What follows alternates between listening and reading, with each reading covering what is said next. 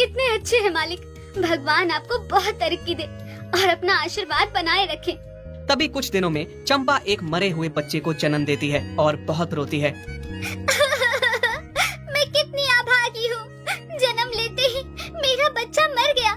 एक बार मेरा दूध तक ना पिया। चमेली बहन, क्या तुम अपना बच्चा मुझे थोड़े समय के लिए दोगी? मुझे दूध पिलाना है। ना बहन, दूर ही रहो तुम मेरे बच्चे से। अपना बच्चा तो खा चुकी हो, अब क्या मेरा खाना चाहती हो?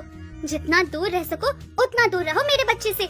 चमेली की ऐसी बातें सुन के चंपा बहुत रोती है, बछड़े को जन्म देती है और चंपा से कहती है, चंपा, तुम्हारा बहुत मन कर रहा होगा ना बच्चे को दूध पिलाने का, और तुम्हें कोई माँ कह के पुकारे तुम तरसती होगी ना। मेरे बच्चे को तुम दूध पिला सकती हो और आज से मेरा बच्चा तुम्हें भी माँ कह के पुकारेगा। वैसे भी रिश्ते में तुम उसकी मौसी हो और मौसी तो माँ जैसी होती है ना। आज से